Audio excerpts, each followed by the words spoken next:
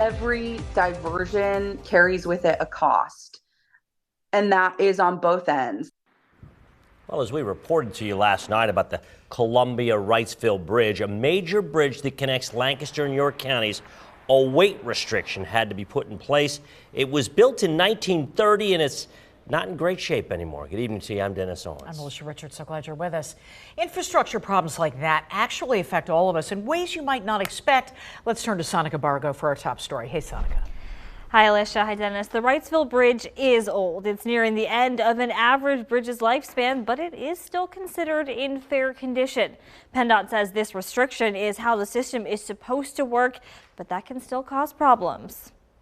I think this is an example of our inspection program actually working. PennDOT spokesperson Dave Thompson says Pennsylvania's bridges are inspected every 2 years. And when inspectors looked at the Wrightsville Bridge in June, support columns that support the deck, we found some cracking. PennDOT had to take action. Anytime we find significant deterioration or any deterioration that occurred in a short period of time, that does cause some concerns. They imposed a weight restriction. Vehicles are limited to 10 tons. Reduce the stress on the bridge and to reduce further deterioration. Thompson says this doesn't mean the bridge is unsafe. And he says most major issues can be prevented with regular maintenance, which PennDOT prioritizes. Take the funding that we have available to us and use that in a fashion that gets the most bang for the bucks. But the Wrightsville Bridge is close to 100 years old, near the end of an average bridge's lifespan. PennDOT had a bigger project for it ready to roll out later this year. But with this deterioration, they have to push it back to at least 2025. We're going to expand the scope of that project now, which will cause the staff to redesign. Is this a sign of bigger infrastructure issues?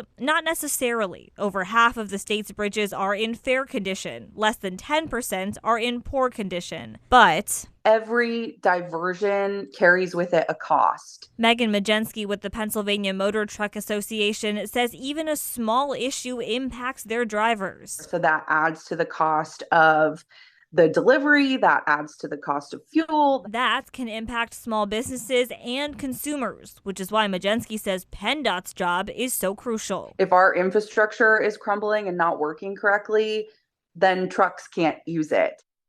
I also reached out to PennDOT about how they fund bridge repairs and if they have enough money. A spokesperson tells me nearly 80% of their funding comes from the state and federal gas tax, not just for bridge repairs, but state and locally owned roads too.